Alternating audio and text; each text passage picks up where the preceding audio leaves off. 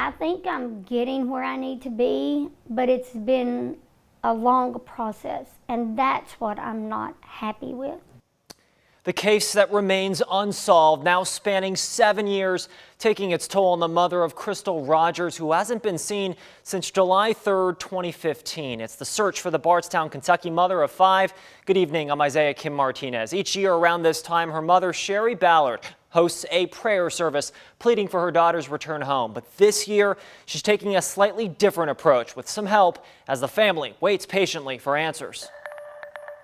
I don't think it matters how much time passes, you still have that sense of loss and grief, and it's just very hard to get through. The month of July means this sign, these pink ribbons, go up on Sherry Ballard's fence along Woodlawn Road. But inside her home, these are the photos that stay up year-round. I don't think anything could uplift my spirits on this weekend. It's a very hard weekend for me. It's an emotionally taxing time for Ballard, grieving the loss of her daughter all over again, hoping this will be the year she gets the phone call that Crystal Rogers has finally been found. We always had a prayer service for my daughter. This year we opted out of that for numerous reasons. It's just getting to be a lot on everyone, and I see the emotions it has on my daughter's kids. I had to always keep my daughter out there, but I think I'm where I need to be as far as law enforcement is concerned. 7 years of investigators trying to piece together what happened in this case. You know, of course I'm frustrated.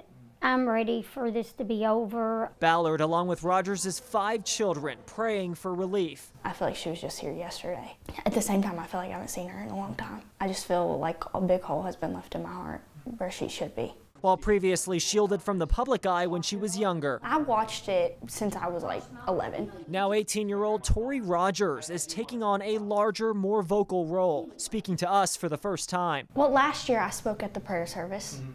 And then this year I don't know, something was just like, I need to do it for my mom. And I thought maybe if people see me, that then they would feel something different, you know. Over the years, Tori has gone through middle and high school without her mom. A lot of kids do grow up without their moms, but not knowing where she's at is what really impacts me the most. At this moment, though, she sees the pain beyond her own. I know it hurts my mama. Now that I'm older, I feel like that's something I need to do. Take some of that pressure away from my mama. She actually asked to do this, so I think that's her way. This past year, the quest for answers reached a high point, one that for a moment Ballard felt could have provided the evidence needed. In August, federal investigators found multiple items of interest while searching in a residential area in Bardstown for several days. Those items sent to a lab for processing, but months later, no updates. Ballard tells me just this past week, investigators visited her home, telling her they've added members to the team. They give me a lot of encouragement. That, you know, they are not stopping. They are full force on this. As each day goes by, Ballard knows she's not alone. In fact, Tori, originally enrolled at Eastern Kentucky University, has opted to stay closer to home for support. Just in case something does happen, I need to be there for them. And I need them to be there for me too. And in November, new FBI Special Agent in Charge Jody Cohen announced they're also working with Nelson County prosecutors. Cohen said they're 99% confident they'll solve this case.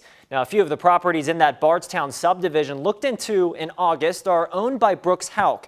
He was Crystal's boyfriend at the time of her disappearance and currently the main suspect in the case, but to this point, he's never been charged. If you want to hear more about Crystal's story and other unsolved cases down in Bardstown, you can listen to the 10-part podcast event called Bardstown, available on Apple Podcasts or Spotify.